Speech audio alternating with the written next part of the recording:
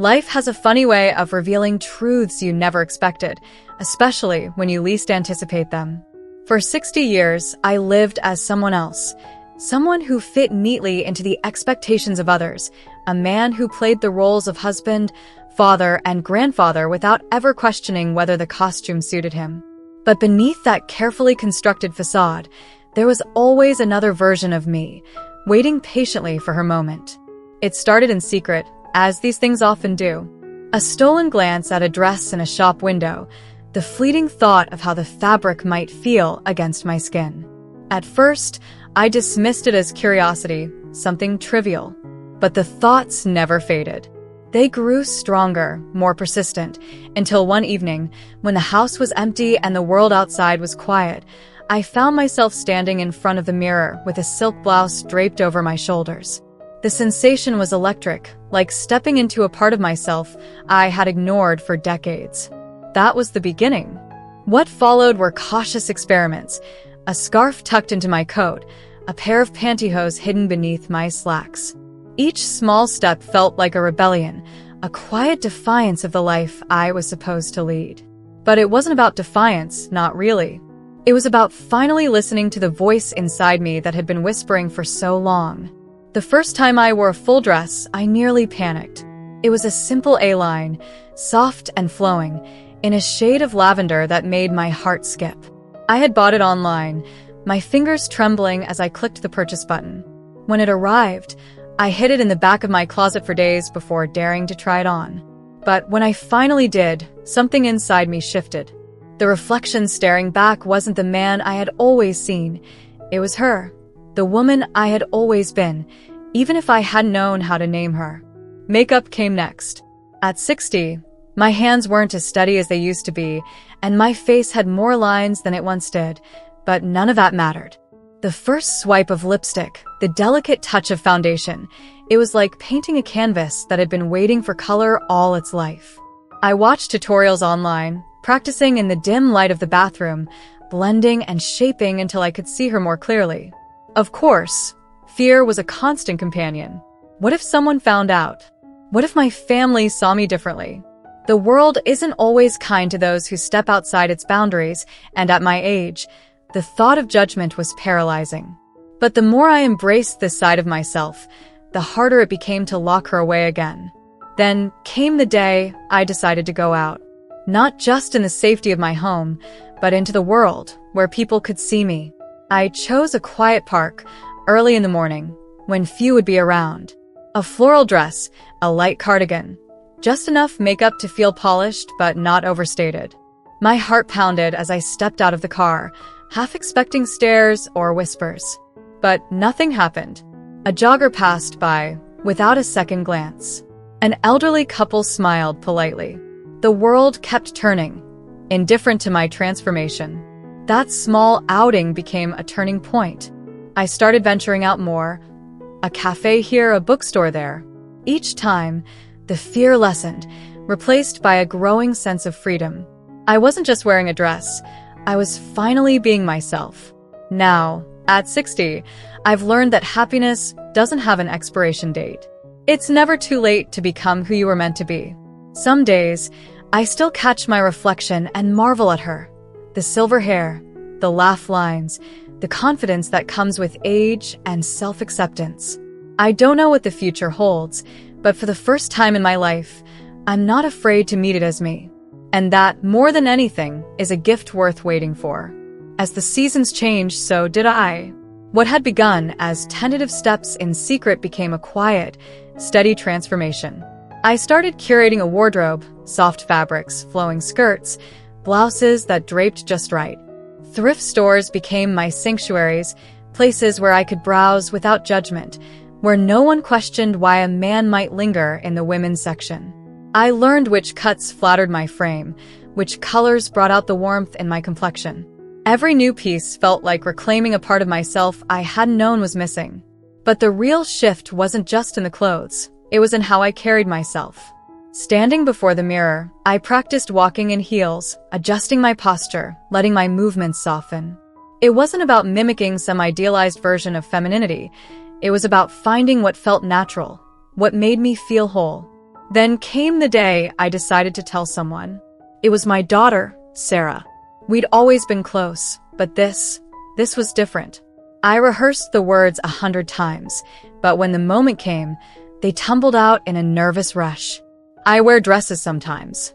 And makeup. It makes me happy. The silence that followed was unbearable. Then, to my shock, she laughed, not cruelly but warmly. "Dad, you've been stealing glances at my nail polish for years." I kind of figured. Relief washed over me, so intense it left me lightheaded. She asked questions, gentle, curious ones, and for the first time, I spoke openly about the years of hiding, the longing, the fear. She listened, really listened, and then she did something I'll never forget. She took my hand and said, "Let's go shopping." That afternoon was a revelation. Sarah treated it like the most normal thing in the world, guiding me through stores, suggesting styles, even helping me pick out a shade of lipstick. "This one's perfect for you," she said, swatching a muted rose on my wrist. For the first time, I wasn't alone in this. Not everyone reacted the same way. My brother, when I told him, frowned and changed the subject. An old friend from work stopped returning my calls. The sting of rejection was sharp, but it was dulled by the unexpected allies who emerged.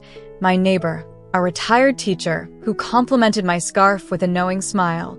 My grandson, who, at 7, simply said, "Grandpa, you look pretty." The biggest surprise, though, was my wife. We'd been married for 35 years, and though we drifted into a quiet companionship, I never imagined she'd accept this part of me. When I finally worked up the courage to tell her, I braced for anger, for disgust. Instead, she studied me for a long moment, then sighed. "I wondered when you'd say it." Turns out, she'd known. Not the details, but the restlessness, the sadness I couldn't name.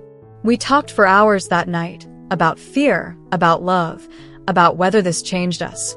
In the end, she cupped my face in her hands and said, "I fell in love with you, not the clothes you wear." It wasn't perfect overnight. There were adjustments, awkward moments, times when we both wondered what this meant for our future. But we navigated it together. Some days, she'd even join me, laughing as she taught me how to tie a scarf, rolling her eyes at my first wobbly attempts in heels. Now, when I walk down the street in a sundress, my silver hair styled just so, I don't feel like I'm pretending. I feel like me. The world doesn't always understand. I've gotten stares, the occasional muttered comment, but I've also gotten smiles from strangers, nods of recognition from other women my age who see me and just know. At 60, I've learned that joy isn't about the years you've lived. It's about the years you've truly been alive. And for the first time, I am. The more I embrace this side of myself, the more the world around me seemed to open up in ways I never expected. I started venturing beyond quiet parks and empty cafes, dipping my toes into spaces where I could truly be myself without reservation. One rainy afternoon, I found myself standing outside a LGBTQ+ community center, my heart pounding as I clutched the strap of my handbag.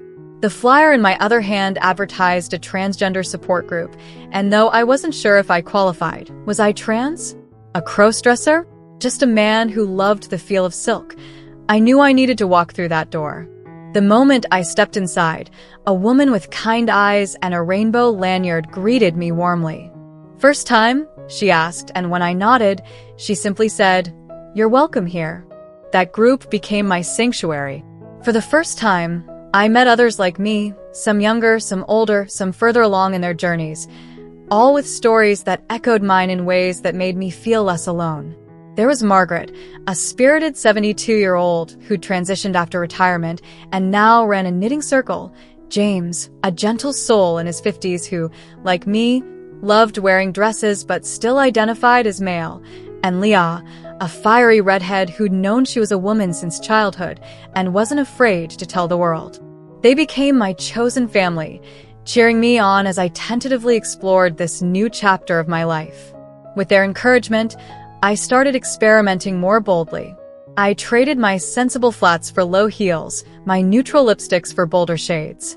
I even let Leah talk me into getting my ears pierced, a small act that felt thrillingly permanent. "There," she said, adjusting the studs in the mirror. "Now you're properly accessorized." But the biggest milestone came on my 61st birthday. Sarah and my wife surprised me with a weekend trip to a coastal town where no one knew me. 3 days, my wife said, squeezing my hand. No hiding. That weekend was pure magic. I strolled the boardwalk in a flowing maxi dress, the salt breeze ruffling my hair. I dined at a seaside bistro in a coral pink blouse, sipping wine without a single nervous glance around. And when a young waitress called me ma'am, without hesitation, I nearly cried into my clam chowder. Back home, life settled into a new rhythm. Some days, I dressed in my old button-downs and slacks, not out of fear, but because they were comfortable. Other days, I woke up craving the swish of a skirt, the confidence of a well-applied lipstick. And that was okay. I wasn't fitting myself into a box anymore. I was simply letting myself be. Now, when I look in the mirror, I don't see a contradiction. I see a woman who's lived 6 decades of life. Her laugh lines, her silver hair, the way her eyes crinkle when she smiles. I see someone who's finally stopped apologizing for taking up space in the world exactly as she is. At 61, I've learned that reinvention isn't just for the young. Happiness isn't a race with a finish line. It's a series of small, brave choices that add up to a life truly lived. And me? I'm just getting started. As the months passed, my confidence grew in ways I never thought possible. What had once been a secret indulgence became an integral part of my daily life. Not just the clothes and makeup, but the quiet joy of finally recognizing myself in the mirror. The world didn't end when I stepped outside as her. In fact, it opened up. One evening, while browsing online, I stumbled upon a local LGBTQ+ charity gala. The event promised an evening of dinner, dancing, and fundraising, and more importantly, a chance to be myself in a room full of people who wouldn't judge. The idea of attending sent a thrill through me, but also a pang of nervousness. Could I really walk into a room like that, dressed as I'd always dreamed, and hold my head high? I mentioned it to my wife over breakfast. She looked at me for a long moment, then smiled. "You should go," she said, "and I'll be right there with you." The weeks leading up to the gala were a whirlwind. I found a floor-length emerald gown that made me feel elegant, my first real occasion dress.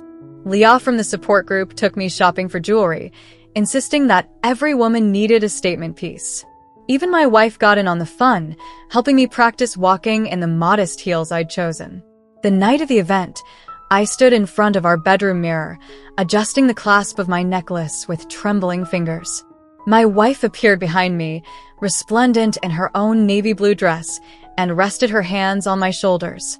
"You look beautiful," she said softly. The venue was a grand old hotel, its ballroom glittering with chandeliers. As we stepped inside, my breath caught, not from fear, but from awe. Everywhere I looked, there were people living unapologetically as themselves. Women in tuxedos, men in gowns, non-binary folks in outfits that defied categorization. For the first time, I didn't feel like an outsider. I belonged here. Halfway through the evening, a woman with a clipboard approached our table. "We're short a few models for the charity fashion show," she said. "Would either of you be interested?" My wife laughed and pointed at me. "Oh, she's your girl." Before I could protest, I was whisked backstage, where a team of volunteers descended with clipboards and garment bags. They dressed me in a sleek burgundy pantsuit, touched up my makeup, and before I knew it, I was walking down a runway to applause. Not the polite, hesitant kind I'd feared, but genuine, enthusiastic cheers. In that moment, under those bright lights, I wasn't a nervous 61-year-old dipping a toe into self-expression. I was fabulous. The gala became a turning point. Emboldened, I started a blog, just a simple thing at first, chronicling my journey with honesty and humor. 60, Fabulous, and Finally Myself. I titled it. To my shock, people read it. They commented. They shared their own stories. They thanked me for putting words to feelings they'd never voiced.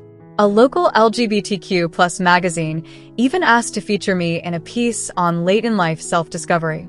The interview was nerve-wracking, But the reporter, a sharp-eyed young non-binary person named Alex, put me at ease. "What's one thing you'd tell your younger self?" they asked near the end. I didn't even hesitate. That it's never too late to be happy. The season cycled on. I celebrated my 62nd birthday with a garden party, wearing a sunflower yellow dress and surrounded by family, friends from the support group, and even a few curious neighbors. My grandson, now 8, presented me with a clumsily wrapped box. Inside was a beaded bracelet he'd made, alternating blue and pink beads. "For when you feel fancy," he announced. That autumn, my wife and I took our first vacation as us, a week in Provincetown, where I strolled Commercial Street in sundresses by day and sequin tops by night, holding her hand without a single glance over my shoulder. One afternoon, as we sat on the pier sharing a cone of fries, she turned to me. "You're glowing," she said. "I don't think I've ever seen you this happy." I squeezed her hand, unable to speak around the lump in my throat.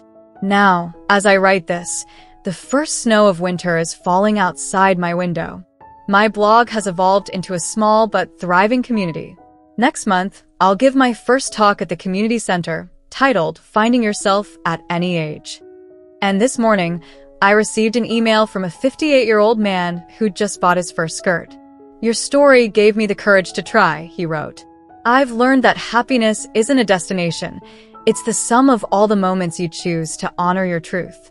Some days, that means lipstick and heels. Others, it's sweatpants and a day spent puttering in the garden. The point is the choice, the freedom to be exactly who you are. At 62, I'm not the woman I once imagined I'd be. I'm better, wiser, softer in some ways, fiercer in others. My reflection still surprises me sometimes, but now it's with delight, not disbelief. Oh, there you are, I think. I've been waiting for you." And darling? She was worth the wait. Thank you so much for watching till now. It means the world to have you here. This community is all about empowering each other and celebrating the incredible journeys of everyone on their path to living authentically. If you're ever feeling lost or alone, remember you have a whole family here for you.